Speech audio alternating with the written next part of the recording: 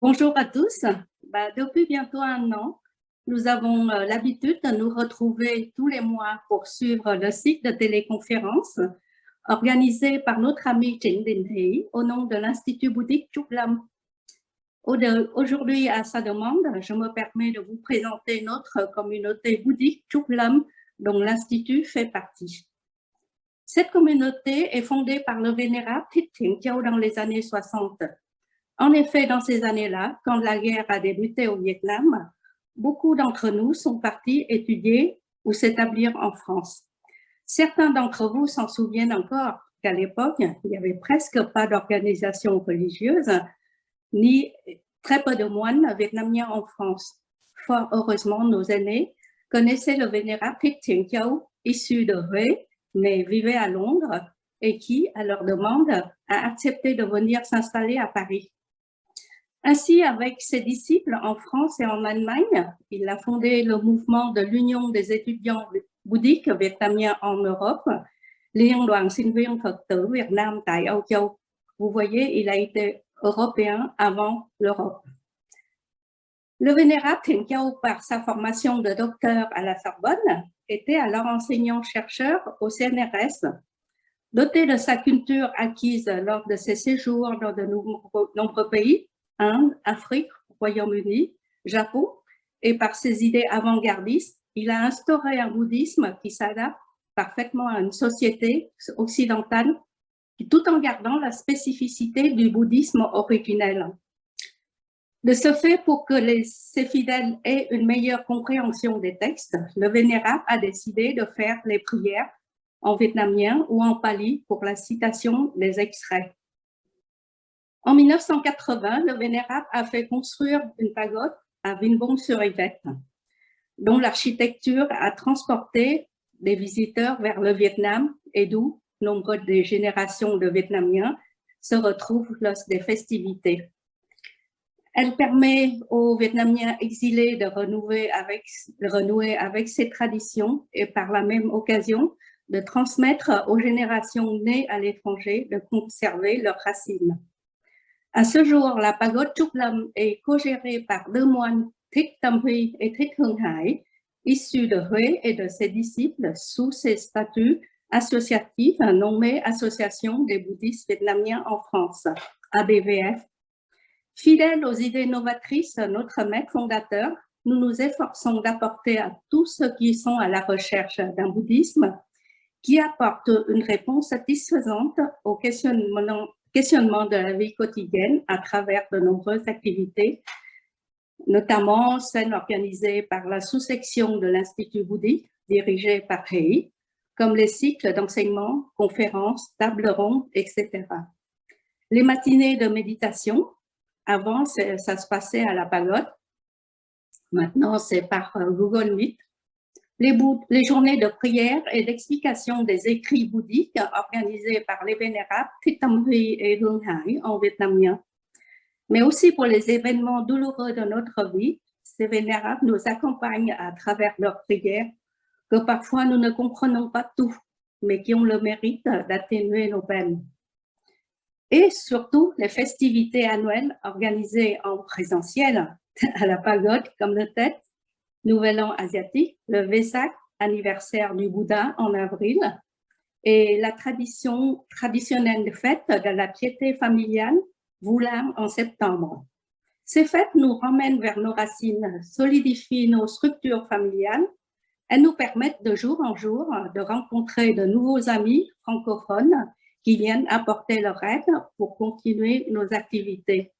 N'est-ce pas, Hervé? Voilà, j'espère vous avoir présenté nos activités. Et pour terminer, je remercie sincèrement Anh Hỷ, Anh Tuấn, sans lesquels ce cycle d'enseignement n'aurait jamais pu avoir lieu. Merci également à Hervé, Bang et l'équipe de méditation, mais surtout un grand merci à vous, les amis, qui suivent régulièrement ces conférences et ceux qui viennent à la pagode également. Grâce à vos participations, vous apportez un enrichissement aux activités existantes et par la même occasion de nous faire avancer sereinement dans notre quête spirituelle. Et n'hésitez pas à nous faire connaître vos avis opinions afin que nous puissions continuer l'année prochaine avec de nouveaux sujets ou des approfondissements lors de cette table ronde ou par retour mail. Et enfin, je vous souhaite un bon débat bien formateur. Issu de la vallée du Gange de l'Inde, le bouddhisme s'est répandu dans toute l'Asie, s'adaptant aux différentes cultures qu'il rencontre. Il en résulte de nombreuses écoles avec des formes de pratiques les plus diverses, parfois même en opposition les unes aux autres. Mais quelle que soit leur orientation, leur interprétation des enseignements originels du Bouddha, toutes les écoles, sans exception, se réclament d'une base commune constituée de la doctrine des 4 nobles vérités et de 3 caractéristiques désignées sous l'appellation 3 marques de l'existence. Quelles sont ces 3 marques de l'existence? Ce sont l'impermanence, ou anicca, le non-soi, anatta, et la souffrance. Ces caractéristiques sont interdépendantes et ne peuvent se voir séparées. On ne peut pas parler de l'une sans se référer aux autres. La première caractéristique, c'est l'impermanence. L'impermanence signifie que tout évolue, tout change à chaque instant, même si ce n'est pas apparent. La deuxième caractéristique est le non-soi, c'est-à-dire qu'il ne peut y avoir un moi absolu, un ego indépendant, isolé, détaché de tout le reste de l'univers. Pour le Bouddha, l'être ou l'individu n'existe pas en tant que tel, mais est fait d'une combinaison d'éléments physiques et mentaux, en perpétuel changement que l'on peut diviser en 5 groupes ou agrégats. L'agrégat de premier agrégat, l'agrégat de la matière ou corporéalité. Le deuxième agrégat, c'est l'agrégat des sensations. Le troisième agrégat, c'est l'agrégat des perceptions. Quatrième agrégat, c'est l'agrégat des formations mentales. Et cinquième agrégat, l'agrégat de la conscience. Chacun de ces agrégats concerne les 6 organes de sens ainsi que les objets correspondants, à savoir l'œil et la forme pour la vue, l'oreille et le son pour l'ouïe, la peau et le contact pour le toucher, le nez et l'odeur pour l'odorat, et la langue et la saveur pour le goût. Dans le bouddhisme, en dehors de ces 5 organes de sens habituels, il existe encore l'organe mental qui en constitue le 6e. Ces éléments physiques et mentaux sont en interaction permanente les uns avec les autres, se combinent et se dissocient suivant le principe de la production conditionnée. Ce principe peut se résumer ainsi: quand ceci est, cela est. Ceci apparaissant, cela apparaît. Quand ceci n'est pas, cela n'est pas. Ceci cessant, cela cesse. La troisième caractéristique est la souffrance, qui découle de l'impermanence, mais elle est aussi inhérente à l'existence même en tant que phénomène conditionné. Mais ce n'est pas une fatalité. Par la doctrine des nobles vérités, le Bouddha explique comment arriver à la cessation de la souffrance. Nous allons développer chacune de ces 4 nobles vérités.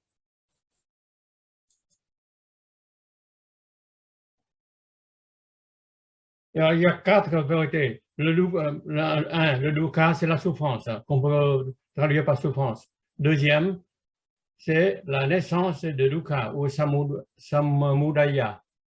Troisièmement, la cessation de dukkha ou nirodha. Et quatrièmement, le chemin qui conduit à la cessation de sukha, magga. La première noble vérité, c'est dukkha. Dukkha, souvent traduit par le terme souffrance. Et en fait, sukha, selon le Bouddha, existe sous 3 formes. La première forme, dukkha, en tant que souffrance ordinaire. Il s'agit par exemple de souffrances physiques et mentales telles que la maladie, la vieillesse, etc. La deuxième forme de souffrance est une souffrance qui est due au changement, à l'impermanence. Par exemple, la disparition d'un moment agréable qu'on a vécu, la séparation avec des êtres ou des objets qui nous sont chers, etc. Et la troisième forme de souffrance est la souffrance due à l'état conditionné. En effet, tout être n'est que combinaison, aucun n'a d'ego propre, mais dans son comportement, les êtres vivants ignorent cette réalité, ce qui conduit à un état de perpétuelle insatisfaction.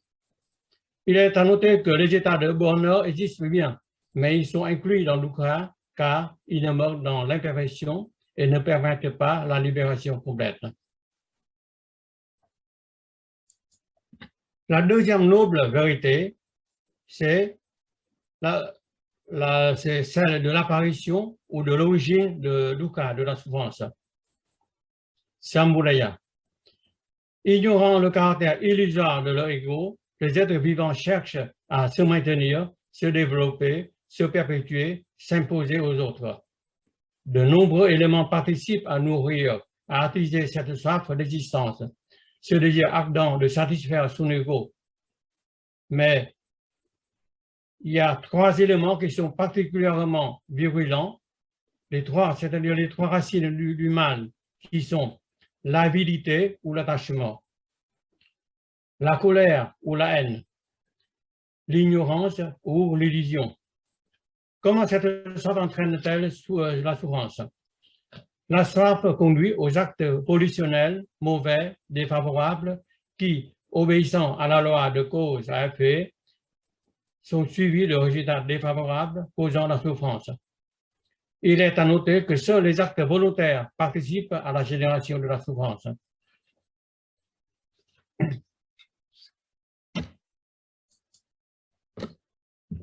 La troisième noble vérité est la cessation de dukkha, de la souffrance, encore appelée nibbana ou nirvana. Le nibbana, ce n'est pas un état de bonheur, même durable, ce n'est pas le paradis où qu'il se trouve. On ne peut le décrire, l'exprimer en paroles, notamment en termes positifs, mais seulement l'approcher en termes négatifs. Ainsi, les expressions les plus souvent rencontrées dans les anciens textes palis sont la cessation complète de la soif, l'extinction du désir, de la haine, de l'illusion, l'abandon de toutes les souillures, ou bien l'inconditionné, le détachement de tout ce qui est conditionné. La quatrième noble vérité, Banga, c'est le chemin qui conduit à la cessation de la souffrance. Il est également appelé chemin du milieu, puisqu'il évite deux extrêmes, celui de l'attachement au plaisir des sens, ce qui est indigne, vulgaire et engendre de mauvaises conséquences, et celui de la mortification du corps, ce qui est pénible, ignoble et engendre aussi de mauvaises conséquences. En refusant ces deux extrêmes qu'il a lui-même expérimentés dans le passé, en tant que jeune prince dans son riche palais, puis en tant qu'ascète déchaîné et complètement épuisé, le Bouddha a découvert le chemin du milieu qui apporte la paix, la vision profonde, l'éveil, le nibbana. On l'appelle l'octuple noble chemin, car il est formé de 8 facteurs.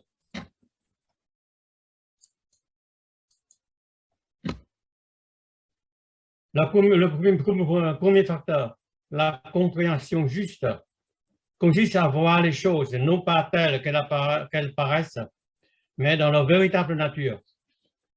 Elle est obtenue non pas par le raisonnement, par les concepts, mais par la vision directe, pénétrante, quand l'esprit est débarrassé des impuretés et développé par la pratique de la méditation.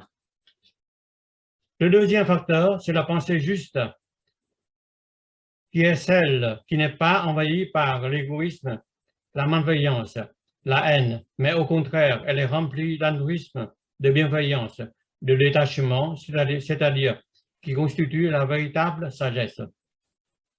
Le troisième facteur, c'est la parole juste, signifie à la fois l'abstention de paroles fausses, blessantes, injurieuses, méchantes, de bavardages futiles, et l'usage au contraire de paroles de vérité, douces, apaisantes, bienveillantes et utiles.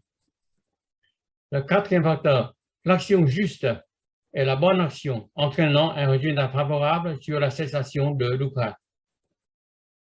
Cinquième facteur, les moyens d'existence justes sont ceux qui permettent de vivre honnêtement, sans nuire à autrui, sans causer de souffrance aux autres êtres vivants. Sixième facteur, l'effort juste consiste à s'efforcer de façon soutenue à réduire et à supprimer les états mentaux mauvais et malsains et à faire apparaître et à développer les états mentaux bons et sains. Septième facteur, l'attention juste consiste à garder une attention vigilante au corps, aux sensations, au mental et aux objets mentaux. Huitième facteur, la concentration juste est celle qui conduit aux 4 étapes de la méditation concentrative ou absorption. La dernière étant caractérisée par la disparition de toute sensation, même de bonheur, avec persistance seulement de l'équanimité et de la pure attention.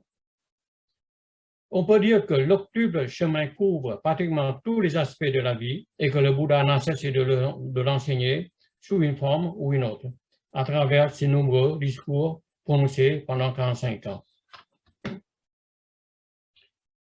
Ainsi, en parcourant les 3 marques de l'existence et la doctrine des 4 nobles vérités, nous avons vu l'essentiel du bouddhisme, le noyau doctrinal reconnu par toutes les écoles bouddhiques.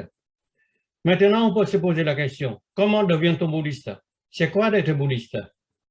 En principe, cela n'a que très peu d'importance. Autrefois, au Vietnam, on va à la pagode, on vient d'un Bouddha, on se transmet ses enseignements, mais peu de personnes se présentent comme bouddhistes.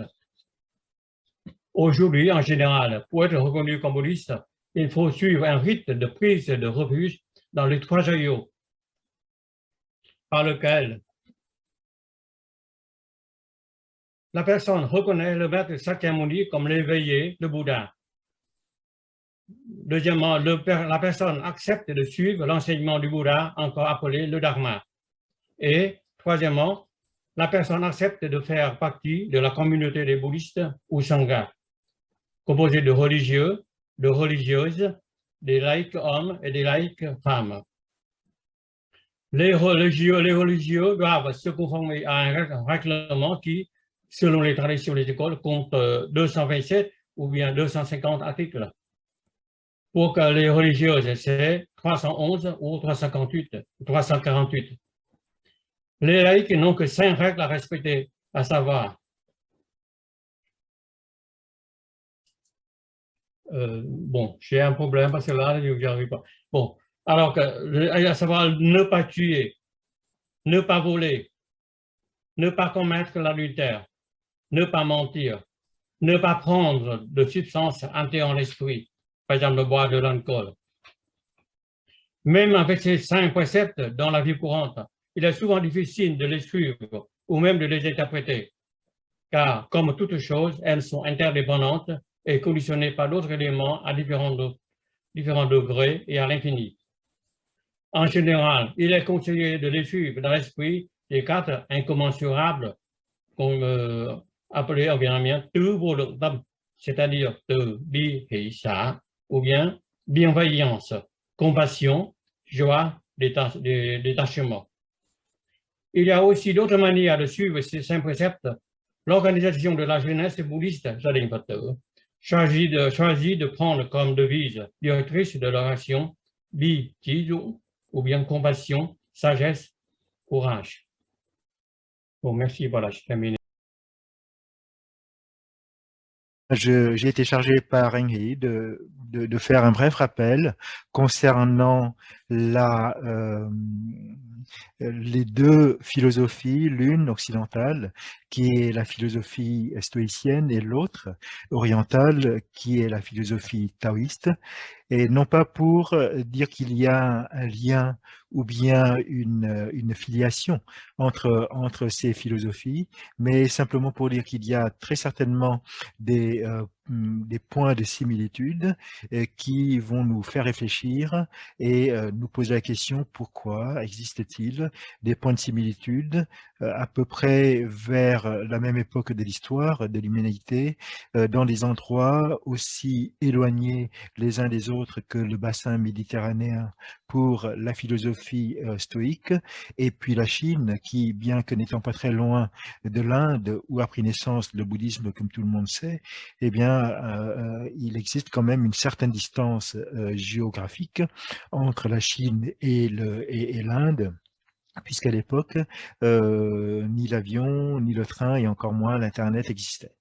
Mais donc, sans plus tarder, je vais simplement dire que concernant le stoïcisme, c'est un mouvement qui a pris naissance d'abord en Grèce et puis ensuite dans l'Empire romain, donc en Italie, juste à côté. Et aujourd'hui, nous allons simplement revoir la contribution de certains stoïciens qui ont laissé leur marque dans la pensée de l'humanité.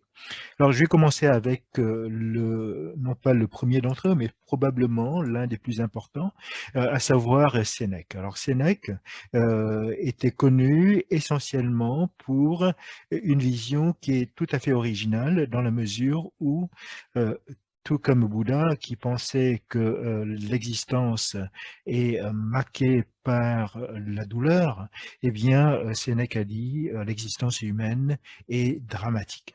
Donc, vous voyez déjà un point de similitude, puisque d'un côté, il y a la douleur ou de l'autre côté, il y a du drame, eh bien, il va falloir faire quelque chose pour dédramatiser l'existence, si je reste toujours dans un contexte stoïcien.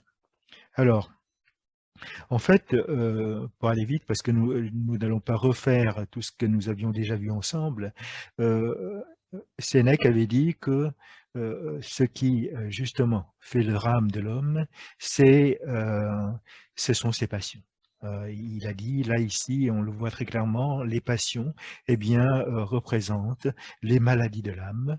Et en fait, l'homme pense à tort que les passions sont bienfaisantes, nous apportent du bien, alors que Sénèque, lui, était convaincu que les passions étaient la source de nos malheurs.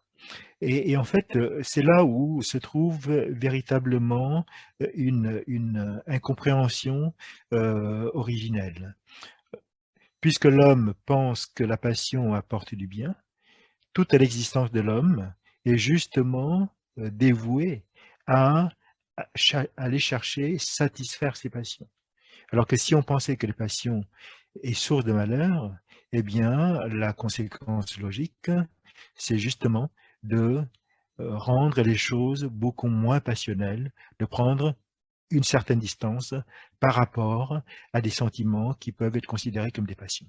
Et en fait, c'est là le principal message de Sénèque, et il n'a de cesse de toute son existence à nous donner des conseils pour essayer justement de s'éloigner de ces passions qui sont source de malheur. Et parmi ces œuvres qui sont les plus lues, en fait, il y en a une, ce sont les Lettres à Lucidius. Et la première phrase des Lettres à Lucidius, ce sont les conseils que Sénèque donnait à son jeune ami Lucidius. Eh bien, il a dit que, en fait, ce qui est important, c'est de essayer de se libérer des causes de nos malheurs, en l'occurrence ici, de ses passions. Donc, il a dit, oui, cher Lucidius, sois ton propre libérateur. Et là encore, on voit, sans que le parallèle soit parfait entre le bouddhisme et le stoïcisme, mais ce que nous apprend le bouddhisme, c'est également, le chemin dans lequel le bouddhisme nous conduit, c'est également un chemin de libération des sources, des malheurs, avec notamment ce que vient de me rappeler Anne Bang. D'abord l'identification de ces malheurs et puis ensuite de trouver les moyens, les méthodes pour pouvoir s'en débarrasser. Eh bien, là, Sénèque ne dit rien d'autre que la même chose que ce que dit le Bouddha. Et en fait, là encore, il dit que ce qui peut être source de malheur ou bien génératrice de passion, c'est le désir, c'est la crainte, ce sont des erreurs, ce sont des affects. Donc là, vous voyez encore, une affection trop importante peut être effectivement source de passion et donc de malheur. Et une deuxième chose très importante avec le stoïcisme, c'est que tout cela, eh bien, vient de l'extérieur. En d'autres termes, si on se contente ou bien si on donne de l'importance à ce qui vient de nous-mêmes, eh bien, en principe, on ne devrait pas avoir tous les problèmes que sont les passions, etc. Et là encore, il souligne notre indépendance par rapport au monde extérieur. Il ne tient qu'à nous de nous en détacher, il ne tient qu'à nous de ne pas être justement esclaves de ce monde extérieur avec toutes les règles, tous les, euh, tous les on-dit, toutes les considérations qui, en fait, ne font rien d'autre que de nous apporter justement cette aliénation au jugement des autres. Et parlant d'aliénation, eh bien, le deuxième et dernier philosophe stoïcien que je vais mentionner aujourd'hui, qui s'appelle Épictète, est tout à fait remarquable dans la mesure où il a débuté son existence en tant qu'esclave. Donc, il a commencé comme esclave et ensuite il a été libéré par son maître. Mais non seulement Épictète a su et a pu se libérer de son état d'esclave vis-à-vis de la société et puis des règles sociétales de l'époque, mais il a aussi et surtout su se libérer justement d'un esclavagisme involontaire que nous tous, plus ou moins, nous posons par rapport à la société dans laquelle on vit. Et pareillement que Sénèque, eh bien, Épictète nous donne des clés de libération.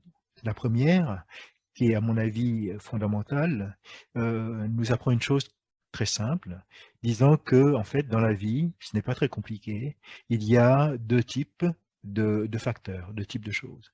Il y a des choses qui dépendent de nous, et il y en a d'autres qui n'en dépendent pas. Et à partir de cette constatation très simple, eh bien, on arrive à la conclusion très logique en disant que on peut changer les choses qui dépendent de nous, puisque par définition, ce sont des choses sur lesquelles on peut agir. En revanche, on ne peut rien faire vis-à-vis des choses qui n'en dépendent pas, puisque par définition, ces choses-là échappent à notre action et à notre volonté. Et à partir de cela, eh bien, toute notre existence, c'est de faire de telle sorte pour, eh bien, se concentrer sur les choses qui dépendent de nous. Et puis se détacher des choses qui n'en dépendent pas. Et des exemples abondent et des exemples extraordinairement faciles. Hein. Aujourd'hui, on avait commencé notre réunion en parlant de la pluie et du beau temps avec Hervé, justement, en disant qu'il fait très mauvais à Paris. Alors, si je voulais absolument avoir le soleil et si je conditionne mon bonheur à l'existence d'une clarté et d'une température chaude, eh bien, je serais très malheureux parce que je n'y peux rien. C'est l'hiver, ce sont les nuages, mes possibilités humaines ne me permettent pas de changer cela. En revanche, si je dis que, bah, contre mauvaise fortune, bon cœur, maintenant il ne fait pas il fait pas très beau à l'extérieur, profitons-en pour rester chez soi, lire des livres ou bien échanger avec des amis, alors que pendant l'été, je n'ai pas le temps de le faire, eh bien, vous voyez, j'arrive déjà à changer ma façon de voir les choses et puis même ma façon de percevoir les conditions qui m'entourent. Donc, voilà. Donc, ce qui dépend de nous et ce qui ne dépend pas de nous, savoir faire la distinction des choses et se comporter en fonction de cela. Et à partir de cela, eh bien, Épictète nous apprend aussi ce que j'appelle la responsabilité. Il ne faut accuser ni un autre, ni soi-même, si on veut être ce qu'il appelle un homme parfaitement instruit, puisqu'il n'y a pas de faute, ni de la part des autres, ni de la part de soi-même. Il n'y a que des choses sur lesquelles on peut agir et des choses sur lesquelles on ne peut pas agir. Donc, quelques phrases pour terminer en disant que l'être humain ne peut modifier les cours des choses, et ça on vient de le voir. L'espace intérieur est un espace de liberté. Dans cet espace-là, nul autre que vous ne peut entrer, ou bien si vous laissez quelqu'un entrer, c'est parce que vous le voulez bien, mais sinon, c'est un espace dans lequel vous avez un total contrôle et puis une totale maîtrise. Et cet espace intérieur est vraiment quelque chose qu'il va falloir cultiver et fortifier. D'où la fameuse expression « la forteresse intérieure » qui a été mise en avant par Pierre Hadot, qui est un célèbre connaisseur de la philosophie antique grecque. Et là, je termine avec les stoïques en prenant ci et là quelques citations, et notamment aussi les citations d'Épictète. Et vous voyez là encore, tout est changement, donc l'impermanence, le changement, ça doit vous rappeler des choses. Pareillement ici, la source de toutes les misères de l'homme, ce n'est pas la mort, mais la crainte de la mort. Mais là, je pense que l'année prochaine, on aura peut-être une séance spéciale concernant les notions de la vie, de la mort et le bouddhisme, fait par Anne.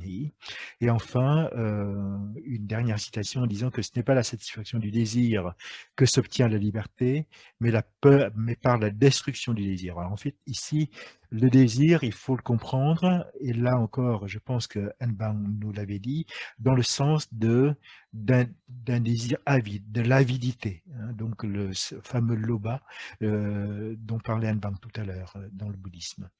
Donc c'est un désir de possession, c'est un désir possessif qu'il faut essayer d'éviter.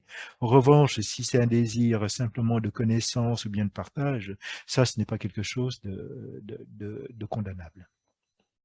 Et enfin, si la richesse, qu'elle soit matérielle ou bien même intellectuelle, hein, donc il y a beaucoup d'entre nous qui pourraient être fiers parce qu'ils pensent qu'ils connaissent des choses, tout ça n'est que vanité. Et en fait, parfois, on n'a pas besoin de cela.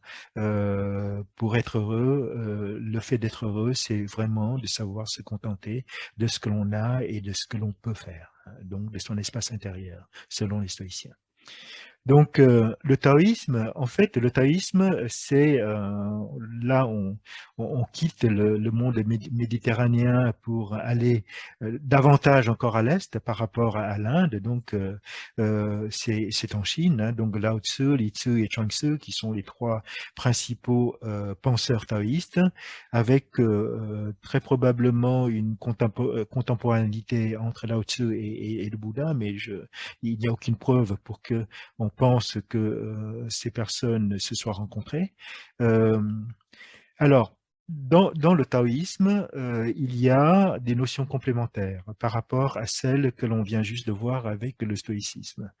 La première notion que j'ai retenue, c'est la parfaite égalité des choses. Et en fait, ici, lorsque Li Tzu parlait du vide parfait, ce n'est pas un vide dans le sens nihilisme du terme. C'est-à-dire que le vide n'est pas fait de rien. Mais c'est simplement le fait que les choses, selon les taoïstes, se complètent. Le ciel et la terre se complètent, la nuit et le jour se complètent, le froid et le chaud se complètent, tout ça dans un esprit harmonieux et d'équilibre. Et c'est probablement cela qu'il faut comprendre, la première notion qui découle du taoïsme, à savoir l'alternance entre le yin et le yang, qui sont des actions complémentaires et non pas antagonistes. Il n'y a rien d'antagonisme entre le yin et le yang, il n'y a que de la complémentarité. Et cela s'applique à toute chose. Et cette complémentarité nous amène aussi à une deuxième notion qui est très importante, qui est la notion d'équilibre. Lorsque l'un de ces deux facteurs prend le pas sur l'autre, eh bien là, tend vers un déséquilibre, il va falloir donner plus de force au deuxième facteur ou bien diminuer davantage de force au premier facteur pour rétablir l'équilibre. Et que toute l'existence repose sur cet équilibre fondé sur cette complémentarité. Et cela permet également aux taoïstes de dire que, en fait, cette vacuité dont on parlait, qui nous permet cet équilibre, eh bien, confère aux adeptes du taoïsme quelque chose qui, à mes yeux, est vraiment fondamental, c'est la liberté.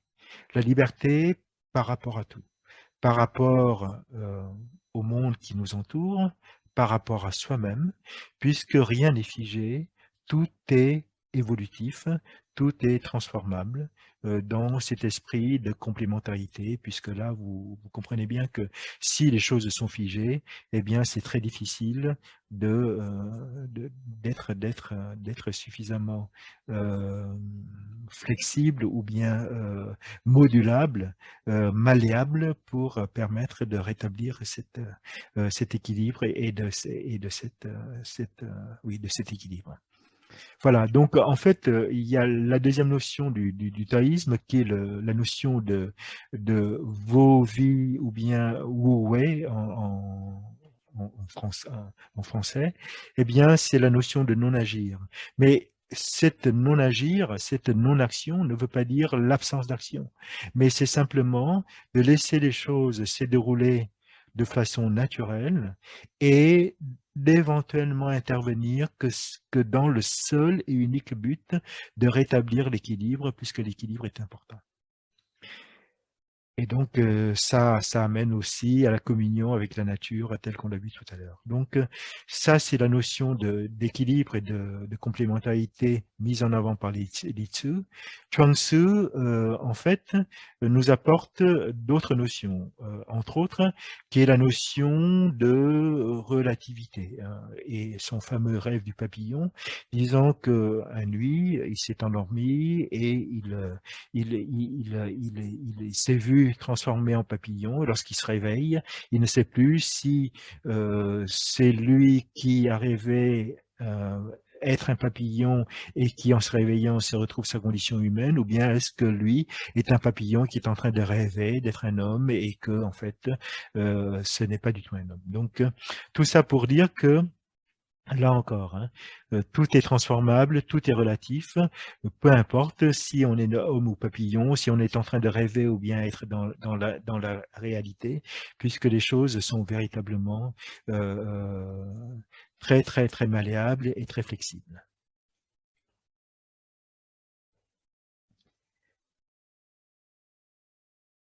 Alors, et enfin, je termine avec Lao Tzu, avec son fameux Dao De Jing ou bien Tao Te Ching, qui est la voie de la vertu. Et alors, en fait, Lao Tzu, pareillement, dit des choses de façon très très simple, en disant que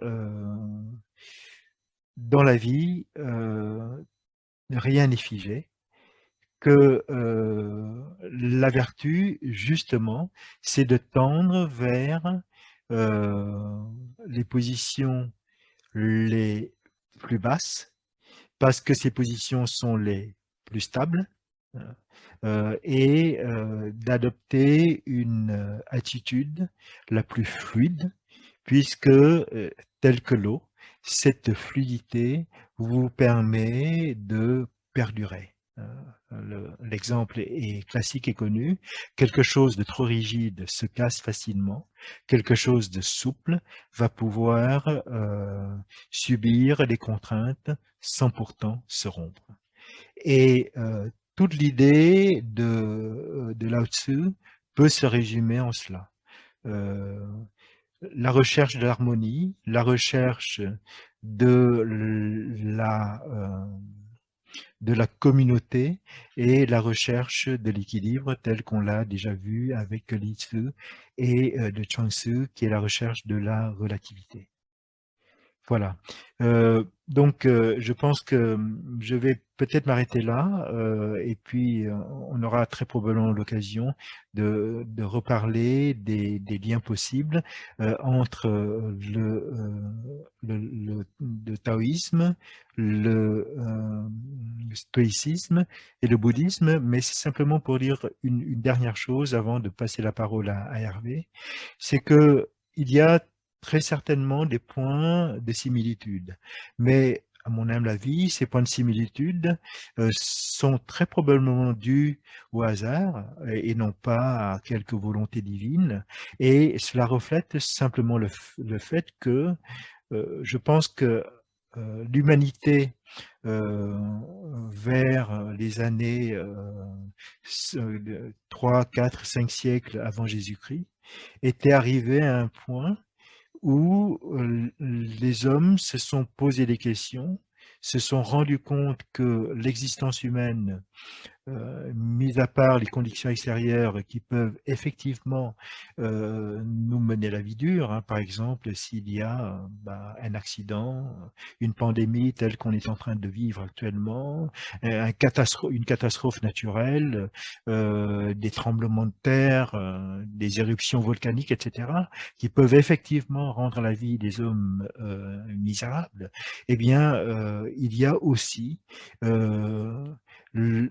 tout ce qui ne relève pas des conditions matérielles et physiques, mais simplement des conditions psychologiques et des conventions sociales qui peuvent rendre notre existence également misérable.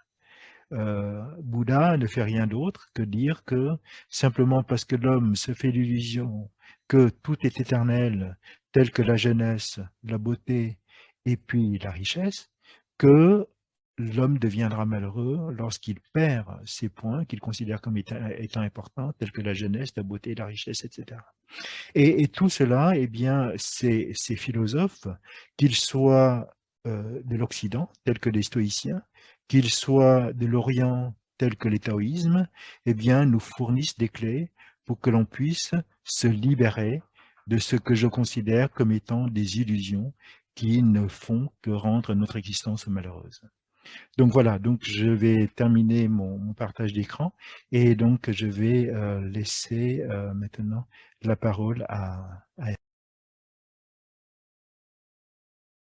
Donc moi, je vais reprendre la main sur la session qui concernait donc la pratique de la méditation et sur la pratique de la méditation comme un entraînement de l'esprit.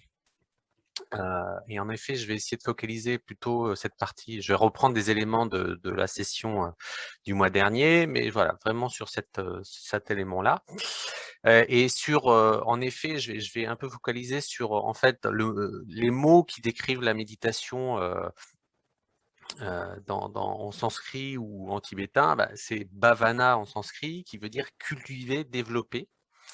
Et le mot tibétain, gom, se familiariser avec. Mais alors, se familiariser avec quoi? C'est la bonne question. Et les éléments de réponse, ça peut être se familiariser avec soi et tout ce qui nous constitue. Et donc, c'est un peu se reconnaître, se connaître, méditer et apprendre à se désapprendre. Donc, je reviendrai sur un peu ces éléments-là et je pense que vous avez un peu les réponses quand vous voilà, c'est bien d'avoir un condensé aujourd'hui, c'est de voir qu'est-ce qu'on peut désapprendre et qu'est-ce que ça nous apporte. Donc, la dernière fois, on avait vu donc pour méditer, donc là je reviens vraiment à la pratique de la méditation, il y avait 2 choses importantes. Il y a d'abord la posture physique. Il faut, voilà, je vais résumer, mais donc tout d'abord, le Bouddha enseigna que le corps est le support du mental. Et bien sûr, pour avoir cette posture mentale qui est la méditation de pleine conscience, parce que ici, c'est de bien ça, c'est bien de ça dont je vais parler, et il faut faire attention à son corps. Et donc, la posture physique, c'est d'avoir une position stable et confortable. Donc, ici, il y a juste un petit résumé des différentes positions qui peuvent être adoptées pour méditer, sachant que voilà, le leitmotiv de ça, c'est d'avoir une position stable et confortable, que ça soit une aide à la posture mentale. Donc, la posture mentale, donc, de la méditation de pleine conscience, donc mindfulness en anglais. Et donc, pour définir cette méditation, donc c'est porter son attention. Donc, vraiment, attention, c'est le mot important ici, c'est porter son attention de façon consciente. Donc, on pourrait dire que donc c'est une méditation de pleine conscience parce que c'est vraiment la conscience vient poser l'attention. Et au moment présent, donc on pourrait aussi l'appeler méditation de pleine présence. C'est vraiment à l'instant présent et sans jugement. Et donc, on a vu qu'il existait différents exercices de méditation. Donc, on a vu la méditation d'attention focalisée ou focus attention. Et ça, c'est une méditation qu'on pourrait appeler avec objet.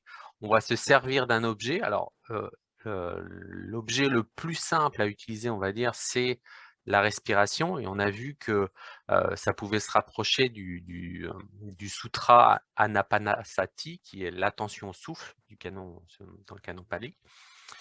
Et ça, c'est une méditation d'attention focalisée avec comme objet la respiration, mais d'autres objets peuvent être utilisés comme les différents sens, que ce soit le toucher, la vue, l'audition, l'odorat, le goût. Et également l'esprit, puisque ça fait aussi partie d'un sens dans le bouddhisme. L'autre exercice qu'on a vu, c'est la méditation en surveillance ouverte. Donc j'ai vraiment rajouté, on a eu des questions j'avais marqué méditation ouverte, mais c'est surveillance ouverte parce que voilà, il faut revenir un peu sur, c'est l'attention, donc c'est une surveillance, on n'est pas ouvert, on ne se laisse pas divaguer, on va dire. Vraiment, c'est focalisé comme attention, mais cette fois-ci, pas sur un objet particulier. Donc, on va, voilà, c'est de l'open monitoring en anglais. Et on va, l'esprit, par exemple, si on prend, ça peut être aussi, c'est là où les distinctions objet ou sans objet sont pas si simples. Ça peut être sans objet, c'est-à-dire qu'on peut aller d'un élément à l'autre.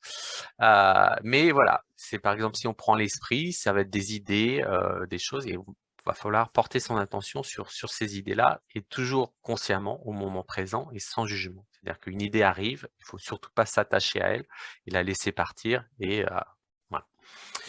Et on a vu aussi également, donc ça c'est les exercices, et il faut faire une petite distinction entre les exercices et les états mentaux qui pourraient être associés à ces exercices-là, puisque on pourrait très vite associer ce que j'avais fait dans mes diapos, parce que voilà, souvent les gens associent méditation attention focalisée à samatha, qui est pacification mentale, et méditation de surveillance ouverte à vipassana, vue profonde.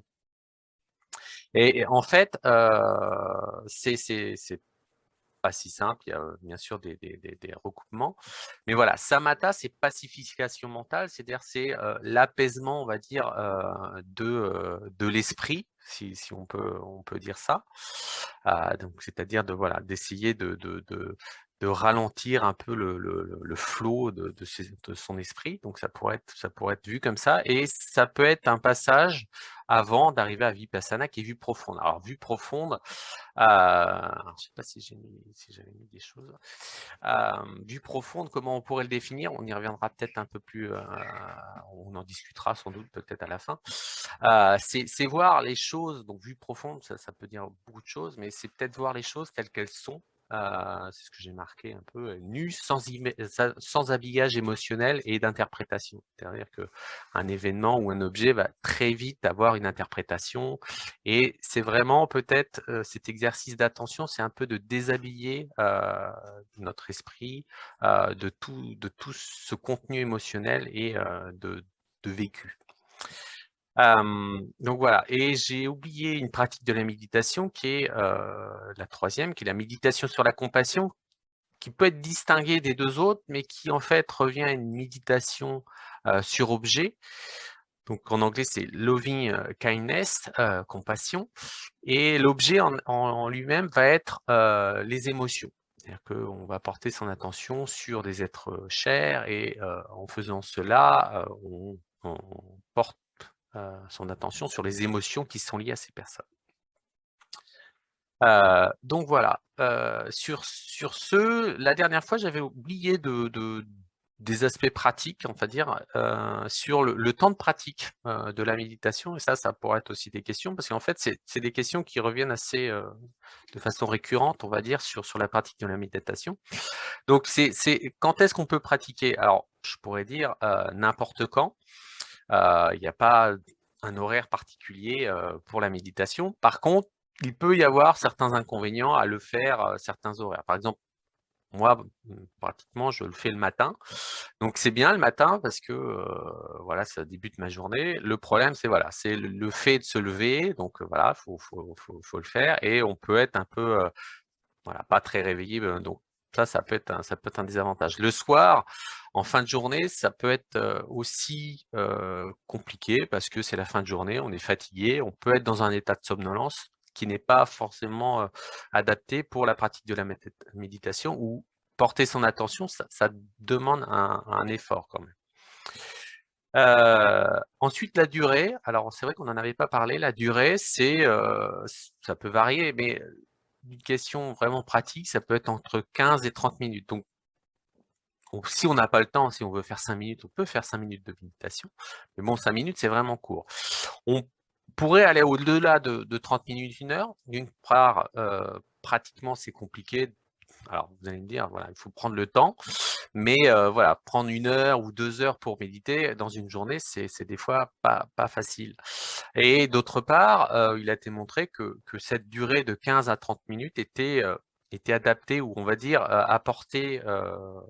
avait les avantages sans avoir les inconvénients, et que mettre une durée plus longue n'apportait pas forcément plus de choses.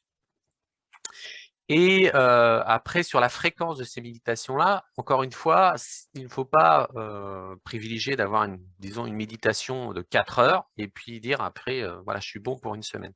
Le mieux, c'est d'avoir une répétition assez quotidienne et de pratiquer régulièrement. Voilà, des temps un peu courts mais réguliers. Voilà pour les aspects. Alors, après, pour revenir donc à cet aspect d'entraînement de l'esprit, entraîner son esprit à quoi? C'est vrai qu'on est revenu un petit peu à chaque fois sur cette question-là. Et je voudrais faire pour ça un petit parallèle, où je l'avais déjà présenté à une séance de méditation, avec la métaphore du wagon de Gurdjieff, si je le dis bien. Et lui, sa métaphore, il le fait par rapport à l'être dormant. C'est-à-dire que pour lui, on ne serait pas aux manettes on serait pas aux manettes. Et donc pour ça, il présente la métaphore du wagon, où en fait nous avons le corps qui est donc le carrosse ici. Je ne sais pas si je peux, je prends un pointeur. Donc le carrosse, on a l'esprit qui est là, le passager, on va dire, et l'anima, non, c'est la conscience, et on a l'esprit ici et les émotions ici. Et donc, dans son idée, c'est que si on ne fait pas attention, nos émotions guident notre esprit sans que notre conscience et donc l'esprit utilise le corps pour nous transporter. Et en fait, ici, la conscience se retrouve portée sans être aux manettes de ce carrosse. Et donc, s'entraîner, la méditation, c'est s'entraîner à apprendre à aller voir l'esprit et lui dire ce qu'il faut faire. Et donc, c'est un petit peu cette idée-là d'entraînement de l'esprit. C'est-à-dire que voilà, on est dans le carrosse, mais on dit à notre esprit ce qui va se faire. Alors, c'est un peu caricatural, mais je trouve que l'image est assez parlante. Et donc, je vais finir sur donc cet entraînement de l'esprit, et avec une phrase de Yungay Mingyu Rinpoche, qui dit: au final, la méditation revient à choisir entre l'inconfort de prendre conscience de nos souffrances mentales et l'inconfort d'être gouverné par elles. Donc là, cette phrase nous ramène donc un peu à la présentation de Bank sur les 4 nobles vérités qui tournent autour des souffrances, avec l'existence, la cessation de la souffrance, les dukkha. Où en effet, la méditation va nous aider à prendre conscience de ces souffrances-là. C'est pas dire elles n'existent pas, hein, c'est bien de dire elles sont là et je les vois. Donc bien dire à l'esprit, de ne pas se laisser embarquer par l'esprit qui dit: ah, les souffrances, je ne vais pas pouvoir m'en débarrasser. Et on voit bien qu'on peut rebondir aussi sur la présentation de Antoine sur Sénèque qui disait découvrir qu'on est malade, bah, c'est le commencement de la guérison. Et la méditation, ça va servir à ça. C'est-à-dire que ça nous permet de poser le doigt sur des choses où, si on ne fait pas attention, et voilà, on va les laisser nous guider. Et comme le dit Jürgen Mingur, c'est que voilà, si on ne fait pas attention, bah, on a l'inconfort d'être gouverné par ces souffrances. Et donc, c'est un peu reconnaître en fait qu'il les racines du mal, qui sont, comme l'a dit Bang, l'attachement, la colère, l'ignorance. C'est reconnaître ces éléments-là pour travailler sur ces choses-là. Et je crois que je vais finir là, je ne sais pas combien de temps. L'histoire du bouddhisme a montré au cours de sa propagation dans le monde une adaptation aux diverses sociétés et au contexte socio-culturel de chaque pays. Cette évolution, avec adaptation à l'environnement local, a conduit à des changements importants, avec apparition de multiples branches du bouddhisme, certaines gardant une forme plus philosophique, comme le Theravada, la méditation, et d'autres prenant une forme plus religieuse, comme la terre pure, le Vajrayana. Vers le sud, le bouddhisme s'est propagé très tôt, à partir de la basse vallée du Gange, au Sri Lanka et aux pays du sud-est asiatique, donnant le Theravada ou véhicule des anciens. Vers le nord-ouest, il s'est développé au Gandhara, c'est-à-dire au nord du Pakistan et au nord-est de l'Afghanistan actuel, et dans les pays de l'Asie centrale, donnant le Mahayana ou grand véhicule indien. En prenant la route de la soie à travers le bassin du Tarim, il est arrivé en Chine jusqu'à sa capitale Chang'an, aujourd'hui Xi'an, s'est développé en Mahayana, grand véhicule chinois, puis s'est propagé au Japon, en Corée, au Vietnam. Beaucoup plus tard, il est parvenu au Tibet et dans les pays voisins où il est devenu le Vajrayana, ou véhicule du diamant. Si bien que nous aboutissons aujourd'hui à la répartition suivante. Entre le pays du Sud, les pays du Sud pratiquant le Theravada, et les pays du Nord pratiquant le Mahayana et l'une de ses branches, le Vajrayana. On pourrait compléter ce tableau de propagation du bouddhisme par une dernière direction, vers l'ouest, c'est-à-dire vers l'Europe et l'Amérique, autrement dit, par la rencontre du bouddhisme avec la civilisation occidentale, c'est-à-dire méditerranéenne et judéo-chrétienne. Celle-ci a commencé au XIXe siècle, avec la découverte du bouddhisme par des philosophes occidentaux et la traduction des écritures bouddhiques par la Pali Text Society britannique, et s'est concrétisée à la fin du XXe siècle avec l'arrivée en Occident de moines, d'abord zen, puis theravadines et enfin tibétains. Pour répondre à la question « Que peut apporter le bouddhisme à la société d'aujourd'hui ?» il faudrait aussi sans doute préciser deux choses. Premièrement, quels sont les problèmes rencontrés par cette société? Quels sont ses besoins, ses demandes, ses attentes? Et deuxièmement, quelle forme de bouddhisme pourrait-on proposer? Autrement dit, quelle est la forme de bouddhisme qui répondrait le mieux à ces attentes? Car toutes les formes de bouddhisme ne sont pas forcément adaptées à ces demandes. Même si elles se réclament toutes issues de l'enseignement du Bouddha, les écoles du Theravada, de la terre pure, du Zen, du Vajrayana ne le pratiquent pas de la même façon. De plus, chacun peut avoir plus d'affinité avec une école bouddhique et sa manière de pratiquer. Quels sont les problèmes de la société occidentale d'aujourd'hui, qui est aussi le modèle de développement vers lequel tendent d'autres sociétés dans le monde? Tout d'abord, la peur et le sentiment d'insécurité. Notre société est encore hantée par le souvenir de la Seconde Guerre mondiale, le génocide de la Shoah et bien d'autres guerres et génocides qui ont marqué le XXe siècle. Et nous vivons en permanence avec la peur du terrorisme et du djihadisme, ainsi que celle d'un choc toujours possible entre des superpuissances nucléaires surarmées, risquant d'embraser le monde. Et les actualités, elles aussi, nous offrent tous les jours des spectacles de violence et d'agression sous toutes ses formes. Donc, plus que jamais, la peur et le sentiment d'insécurité face à la violence et à la haine pèsent sur les hommes et les femmes d'aujourd'hui.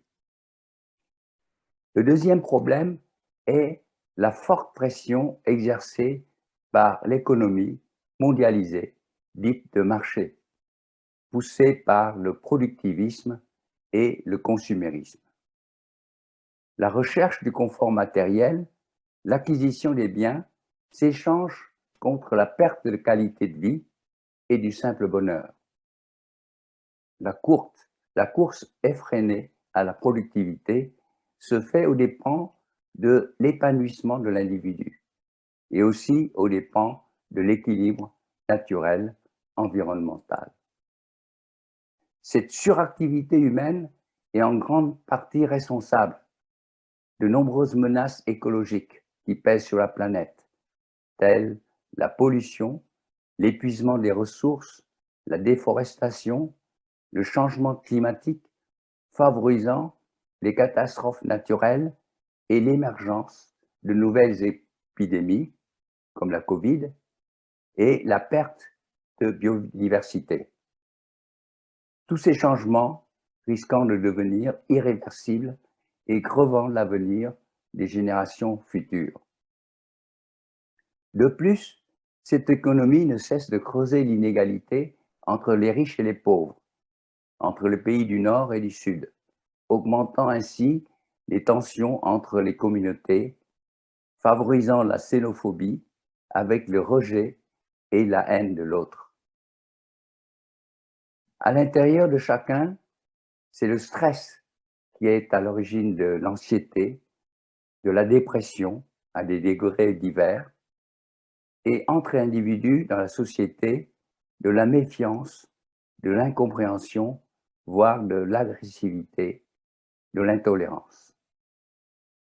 Plus que jamais, l'homme d'aujourd'hui a besoin de sagesse, de tempérance, de sobriété et de lucidité. En suivant le chemin des sages d'autrefois, comme l'a rappelé tout à l'heure Anton, et tout cela conduisant au vrai bonheur. Quel bouddhisme pourrait-on proposer pour répondre à ces attentes? À partir des problèmes de notre société d'aujourd'hui, nous pouvons résumer ces attentes en quelques mots. Des messages de paix, de tolérance, d'amour bienveillant et de compassion, qui ne sont pas l'apanage du bouddhisme, mais qui n'est pas superflu de renouveler. On attend aussi beaucoup aujourd'hui de ce que le Dalai Lama appelle une spiritualité laïque, c'est-à-dire une philosophie de vie, et non pas une religion qui fait appel à la foi, laquelle peut parfois dégénérer en une foi aveugle, intolérante et violente. Une philosophie de vie cultivant des vertus humanistes et universelles, telles que prônait le Bouddha Gautama il y a 25 siècles, et qui gardent toute leur valeur. En partant de l'énoncé des 4 vérités, comme vous a rappelé Bang tout à l'heure, la souffrance, dont chacun est responsable de ses causes, c'est-à-dire l'illusion de la permanence et l'attachement à l'ego, et l'arrêt de la souffrance grâce à l'octuple chemin de la délivrance, qui n'est rien d'autre qu'une vision juste des choses et une conduite juste dans la vie. De plus, le principe Le principe de coproduction conditionnée, si particulier au bouddhisme, permet à l'homme de se situer non pas au centre du monde, ni à part, mais comme faisant partie intégrante de l'univers, à la fois connecté et interdépendant avec tous les autres éléments de la nature. D'où une tendresse particulière à l'égard de tous les êtres vivants, des animaux, des plantes, dont nous sommes des cousins lointains, des minéraux dont nous sommes faits, et qui conduit tout naturellement à défendre l'écologie et à préserver la terre, notre mère nourricière.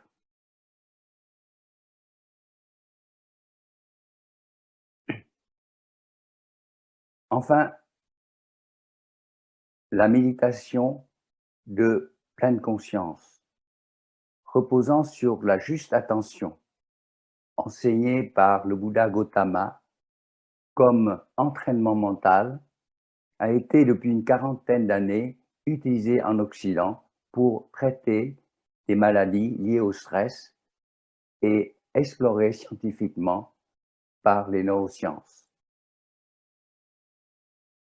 On a pu ainsi démontrer les effets positifs de la méditation sur les fonctions cognitives, mais aussi sur la régulation des émotions, diminuant les émotions négatives, destructrices, comme l'anxiété et la dépression, et en augmentant les émotions positives, comme la joie et le bonheur, améliorant ainsi la santé en général. On sait aussi que la méditation supprime le vagabondage mental avec la préoccupation de soi, qui, comme a indiqué le Bouddha, est la principale source d'anxiété et de souffrance. En conclusion, les troubles qui agitent notre société, la peur, l'insécurité face à la violence, le stress par la pression économique, le productivisme, les menaces écologiques, l'anxiété et la dépression latente peuvent trouver dans le bouddhisme des valeurs morales universelles et un remède efficace.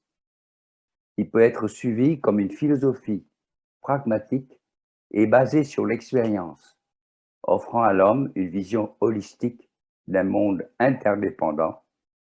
Et grâce à la pratique de la pleine conscience, comme vous l'a montré tout à l'heure, Hervé, la régulation des émotions avec plus d'émotions positives telles la compassion, la compréhension de l'autre, la joie partagée, la paix et la sérénité. Et pour ceux qui pratiquent le bouddhisme comme une religion, la foi d'évolution en les Bouddhas et les Bodhisattvas peut aussi leur apporter la joie et la sérénité, pourvu qu'ils gardent des valeurs fondamentales du bouddhisme, c'est-à-dire la compassion, la lucidité et le détachement de soi.